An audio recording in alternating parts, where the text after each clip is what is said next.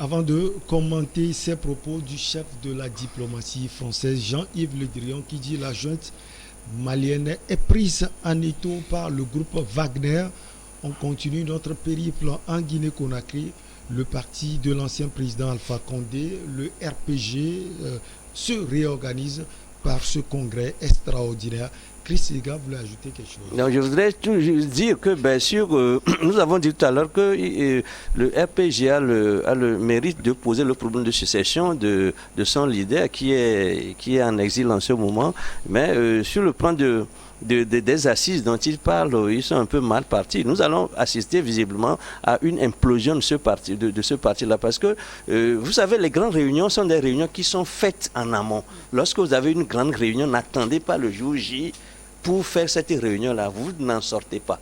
C'est en principe, à mon sens, les caciques que vous avez cités tout à l'heure auraient pu avoir une approche de cette rencontre-là avant même le jour de la rencontre. C'est-à-dire s'entendre sur un minimum. C'est-à-dire que, ben voilà, nous sommes de grandes personnes, écoutez, nous connaissons la situation, qu'est-ce que vous croyez? C'est-à-dire si c'est entre 5 ou entre 6 ou 7, il aurait pu s'entendre et déjà ébaucher ce qui peut se passer le jour de la grande rencontre. C'est-à-dire choisir déjà un leader parmi eux par une consultation restreinte. Mais là, lorsqu'ils vont appeler tout le monde, lorsque l'affaire va commencer à se discuter au niveau de l'opinion et chaque cacique va mobiliser les gens de son camp pour huer, pour harceler les autres, pour crier. Je dis, à partir de ce moment-là, ça va être difficile parce qu'il va y avoir de l'enlissement, parce que personne ne voudrait décevoir ceux qui sont suiveurs, voilà, ces followers, comme on le dit maintenant. Donc, à mon sens, ils sont un peu mal partis en ce qui concerne le règlement de la crise, même parce qu'il aurait pu en amont traiter de ce grand sujet entre quelques 7-5 personnes avant de citer les autres. Voilà ce que je voudrais dire. Vous voulez ajouter quelque chose? Oui, c'est ce que je disais, qu'il y a un travail qui a été fait en interne. C'est-à-dire que les constatateurs ou bien les commentateurs ont été rencontrés un à un. Donc il y a une équipe. Par qui il aurait pu se... Mais c'est-à-dire que le ton est donné par les jeunes du parti. C'est eux qui sont les premiers à publier, à faire une déclaration disant qu'ils ne reconnaissent pas en fait la mobilisation que le ministre avait eu à faire. Donc du coup, ils ont lancé le mouvement comme tel. Et donc la femme, elle a malheureusement prise.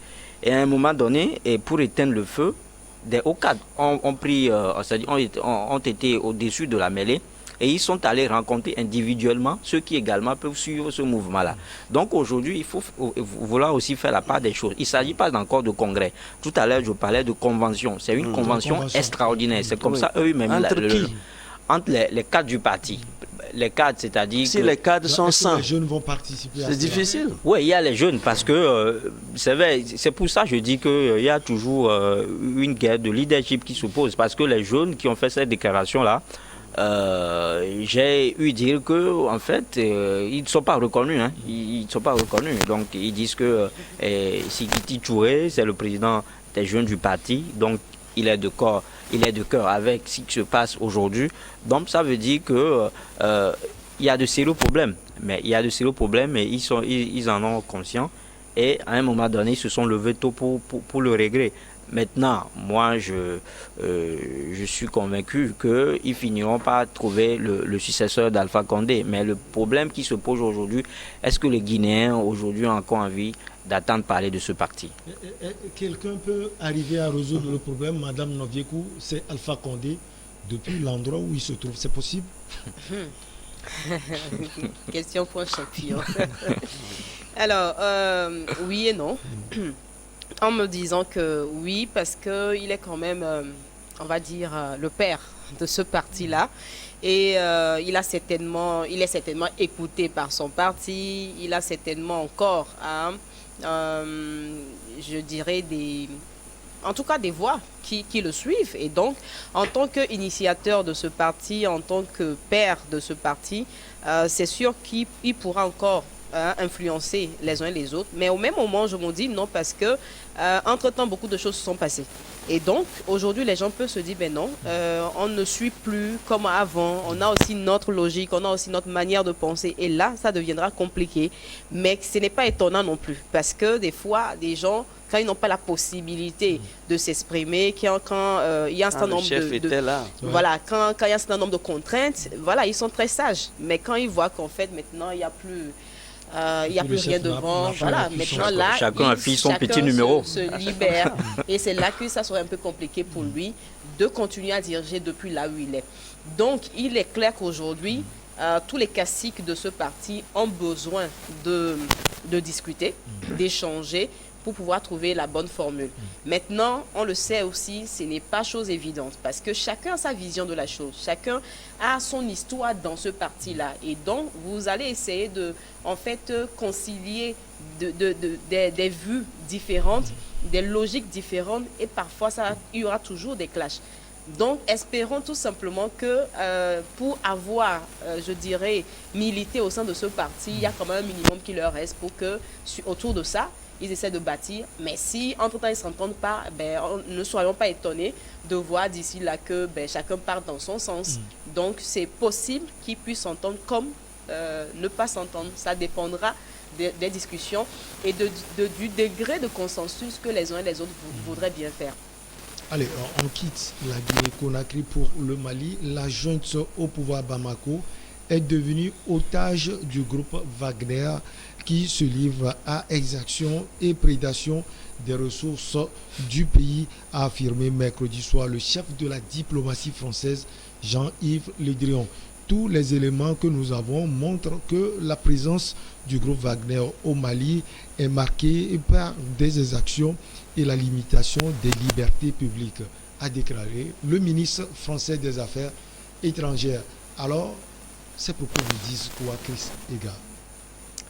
Ces propos sont plutôt durs, mais on connaît Yves Le Drian de cette façon-là. Il n'est pas tendre avec les autorités maliennes, surtout les autorités de la transition. La junte, comme on le dit, il n'a jamais été tendre avec eux. Et vous savez très bien pourquoi. Et on a autant parlé, et on a autant fait de la...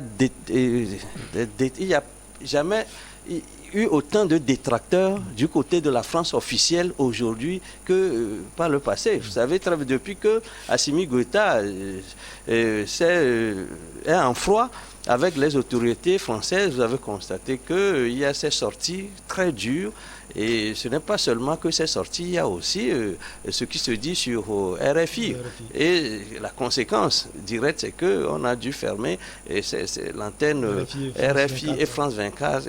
Ce n'est pas ça qui règle le problème, mais c'est quand même une réaction pour opposer, pour dire le fait qu'on n'est pas d'accord, pour dire son désaccord par rapport à ce qui se fait en France. Mais maintenant, moi j'ai écouté cette déclaration en direct sur RFI et je me dis que c'est un peu dommage que nous ne prenons plus du gant lorsqu'il s'agit de la diplomatie. Lorsqu'on parle d'un État, on doit être plus soft, à mon sens, que c'est des propos tout simplement discourtois. C'est-à-dire, Yves Le Drian parle des autorités maliennes comme s'ils partent aux gens de sa cour. Et moi, c'est ce qui me désole un peu. C'est vrai que moi, je n'ai jamais été pour Goïta, parce que je dis qu'il est poutiste, et lorsqu'on est poutiste, la mission essentielle pour un poutiste, c'est de rétablir comment le dit-on? L'ordre constitutionnel, bien entendu. Mais lorsqu'on entend sur les médias un chef de la diplomatie, je crois que sa réputation plutôt surfaite en tant que chef de la diplomatie française, parce que c'est pour parler en ces termes-là d'un autre pays. Je me dis qu'ils nous doivent un peu plus de respect. Je ne suis pas Mali, mais je me dis qu'il aurait pu dire les choses autrement ou bien utiliser les canaux diplomatiques pour faire ces genres de reproches-là aux autorités maliennes. Mais venir comme ça sur une antenne et parler de cette façon-là, je trouve ça discutatoire et je ne trouve même pas que cela contribue à ramener les autorités maliennes à la raison. Parce que cette façon de le dire peut faire en sorte que ces gens vont se réinstaller dans ce qu'on leur reproche. Voilà. Non, je dis... En ce qui concerne la déclaration, voilà. Mais maintenant, en ce qui concerne même Wagner, c'est vrai qu'on n'a rien sans rien. Si les autorités maliennes veulent avoir le soutien de Wagner, de ceux que nous appelons les mercenaires, on a vu leur itinéraire, on les a suivis depuis la Libye. Ils sont arrivés en Centrafrique et puis finalement ils sont arrivés au Mali et depuis que l'armée française a quitté le Sahel, on nous parle des exactions comme si avant il n'y en avait pas. Est-ce qu'on en parlait? Est-ce que c'est seulement aujourd'hui qu'on a maintenant les moyens de faire ces observations sur le terrain et de nous dire chaque jour qu'il y a eu telles actions avec Wagner. Je dis que c'est vrai que les autorités maliennes ne vont pas avoir la sécurité contre des prunes, mais bien entendu, on ne fait pas des omelettes sans casser des œufs. Même là, quelle est la part de la vérité? Quelle est la part du factuel dans ce qui se passe? Ou bien est-ce que c'est une opération de diabolisation? On n'en sait rien. Ben là, par contre, je vais dire qu'on va attendre peut-être les prochains jours, les prochaines semaines pour voir clair dans cette histoire-là, voir s'il y a une enquête sérieuse est faite sur le sujet pour qu'on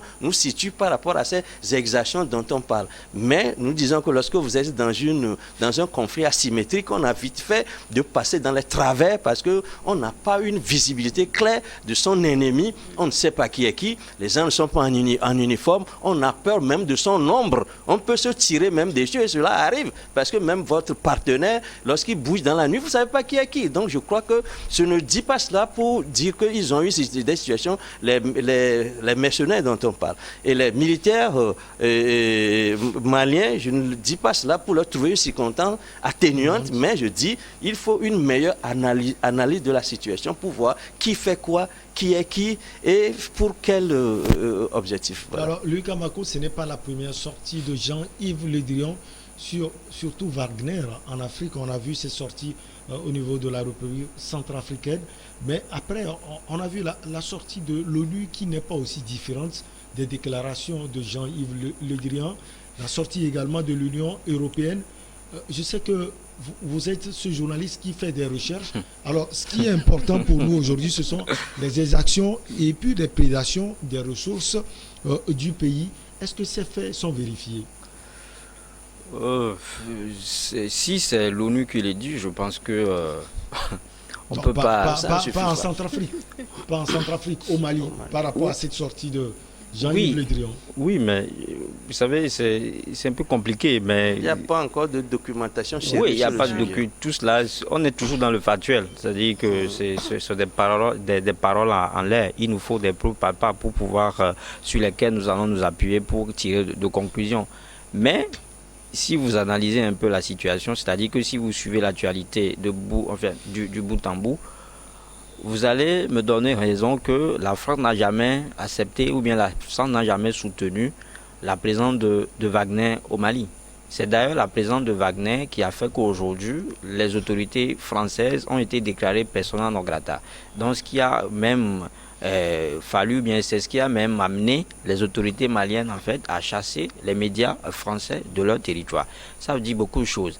Et tout récemment, Emmanuel Macron, le président français, disait que Wagner est au Mali pour des finalités prédatrices et qu'il est là et que le Wagner est là pour piller l'économie malienne. Donc ça veut dire beaucoup de choses. C'est dit simplement que c'est une guerre de communication qui continue aujourd'hui.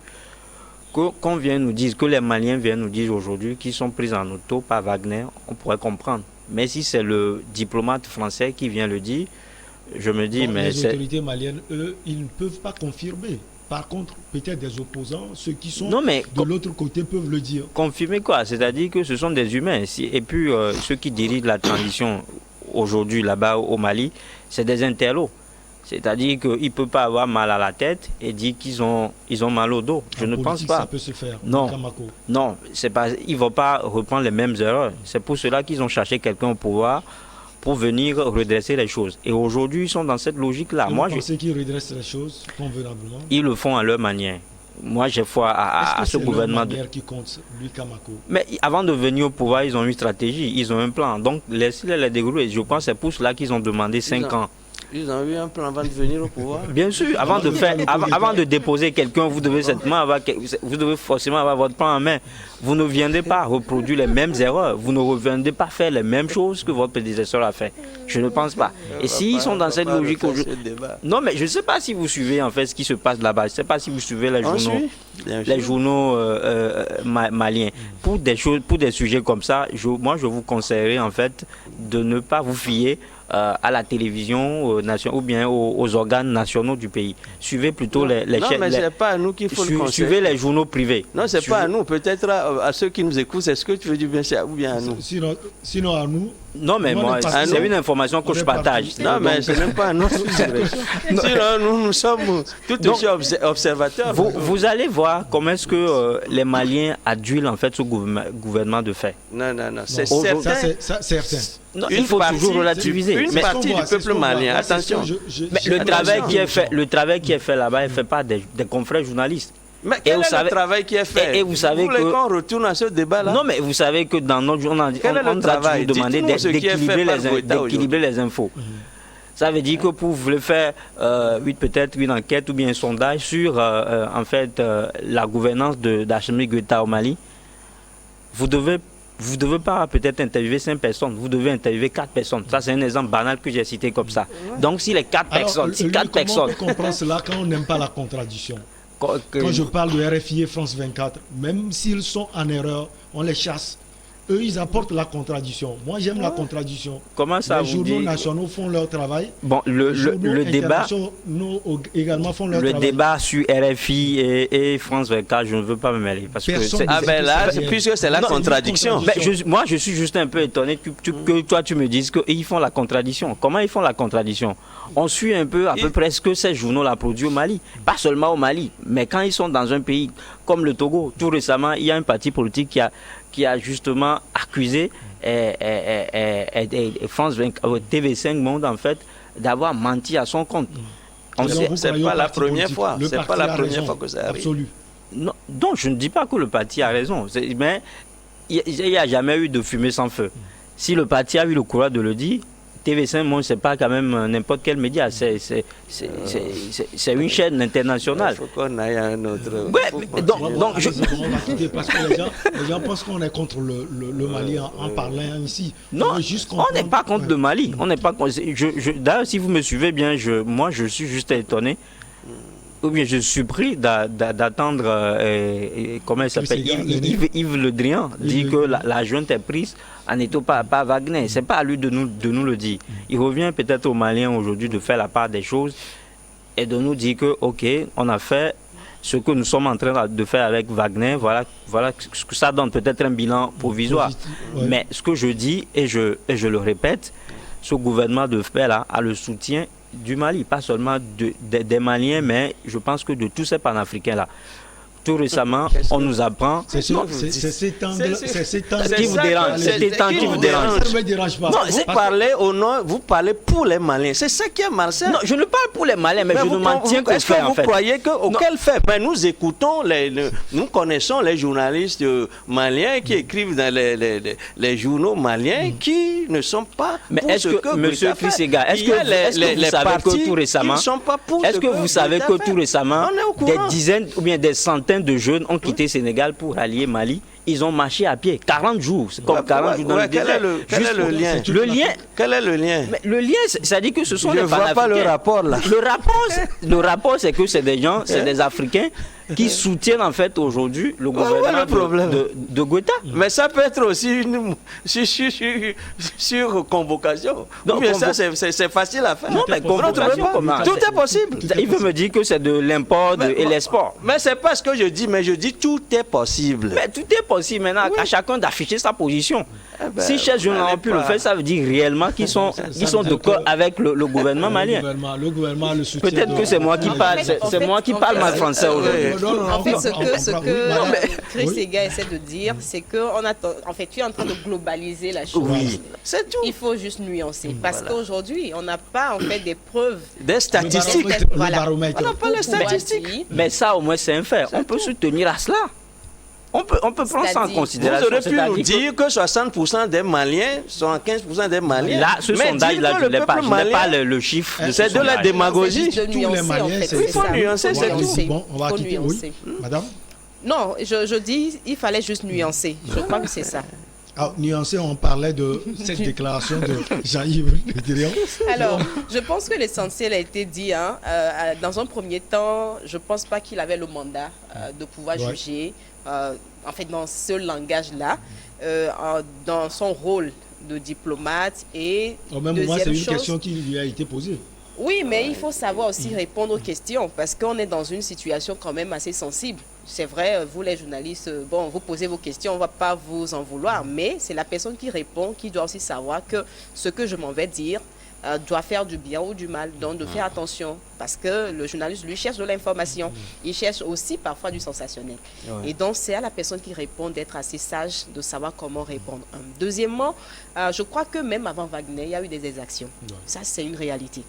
Et aujourd'hui, peut-être ce qui doit nous intéresser, comment on ramène la vie normale aux Maliens. Et si ils investissent là, je le soutiendrai en fait.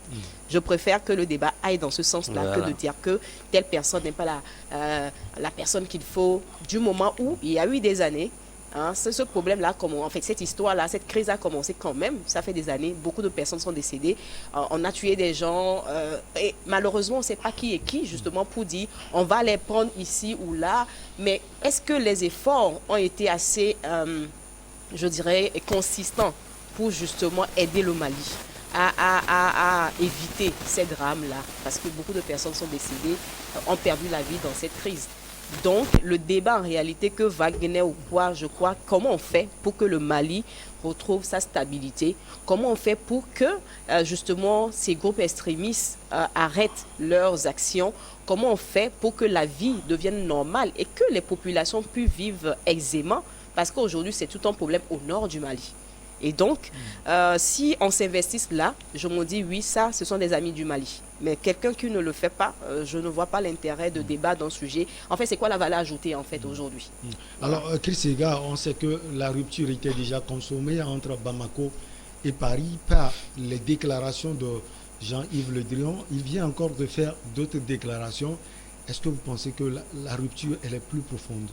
Oui, c'est-à-dire qu'il a la suite dans les idées tout simplement, même malheureusement, il a la suite dans les idées parce qu'ils ne vont pas quand même dire aujourd'hui autre chose que ce qu'ils ont l'habitude de dire parce qu'ils vont se faire prendre au jeu de leurs propres contradictions et je crois que c'est Yves Le Drian veille à cela, ne pas se mettre en contradiction et ne surtout pas mettre en contradiction avec les faits, les déclarations de son président, vous comprenez. Ouais. Et ce qui leur tarde, il tarde à comprendre, c'est que la France et les dirigeants français ne peuvent pas continuer d'être dans la posture des gens qui pouponnent l'Afrique, qui pouponnent les dirigeants africains. Et puis ce qu'il dit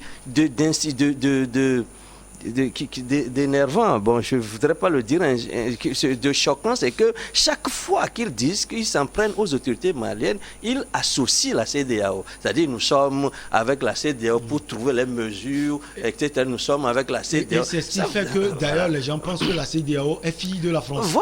Voilà, c'est-à-dire que les Français, là, ont tout fait pour que les gens considèrent la CEDEAO comme un mal. Comme un mal absolu. Et c'est les Français qui créent, quand je parle des Français, c'est les autorités françaises. Et ils le font exprès parce qu'ils ne veulent pas que justement les Maliens, les amis du Malien, croient que c'est la France qui est au manège. Et ils croient que la France est plutôt une alliée de la CEDEAO et que c'est la CEDEAO qui prend les grandes décisions. Mais là où on met en parallèle la CEDEAO et la France, les gens ne voient que la France, justement, et considèrent que la CEDEAO est un outil que la dites le France contraire, manipule. sans doute. Non, moi je dis que la CEDEAO fait ce qu'elle peut. Il ne faut pas que Yves Le Drian essaie de le maintenir dans un tel manège, quoi, dans un tel manège. Dire que, ben voilà, nous sommes des amis et que nous sommes là parce que la CEDEAO est là et que c'est la CEDEAO qui va prendre la décision et nous allons appliquer. Or, la France elle-même prend ses propres décisions et exécute. Parce que lorsque vous dites que comment l'armée française s'est retrouvée, par exemple, au Mali, ça n'a pas été sur injonction du Mali. Les Français étaient venus pratiquement là-bas tout seuls. Lorsqu'ils disent, les autorités disent par exemple que c'est sur injonction du Mali, c'est avec un accord, etc. En principe, tout cela était faux parce que la France est venue là-bas parce que la France est derrière ses propres intérêts. L'uranium qui est au Niger qui n'est pas loin, le gisement du pétrole qu'on a trouvé au Niger qui n'est pas loin, et ce qui a la prospection qui va débuter bientôt dans le sous-sol malien et qu'on qualifie d'un scandale géologique du point de vue des richesses qu'on y trouve. Donc la France voit un peu plus loin que nous, Africains, et s'installe là. En fait, c'est ça ce qui se passe. Mais la France, aujourd'hui, le vent a changé. Il faut que la France accepte ce changement et dire que les Africains veulent se prendre en charge et que nous voulons nous occuper de notre sort. Parce qu'on n'est jamais mieux servi que par soi-même. Ce qui est problème aujourd'hui, c'est ça. Je crois que madame l'a dit tout à l'heure que discutons aujourd'hui de ce qui se fait au Mali et non de ce qui s'était déjà passé et qu'on ne peut pas changer. Qu'est-ce qu'on peut faire aujourd'hui pour que le peuple malien retrouve la paix et le développement? Je crois que c'est la question qui se pose. Mais lorsque dans cette histoire-là, la France continue de vouloir donner des leçons et surtout de mettre en avant la CEDEAO, comme quoi c'est parce qu'elle veut aider la CEDEAO. C'est comme si lorsqu'on montre du doigt la Lune, les gens, au lieu de regarder la Lune, regardent le doigt. On n'est pas dupe. Voilà.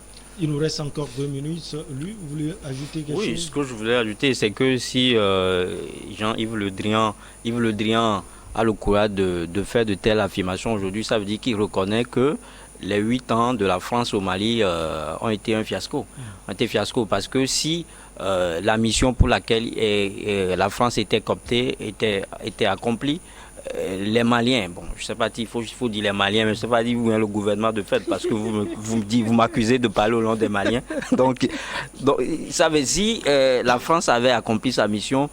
Le gouvernement de fait n'allait pas faire appel au groupe Wagner. La France était allée là-bas pour créer un État Touareg. Voilà.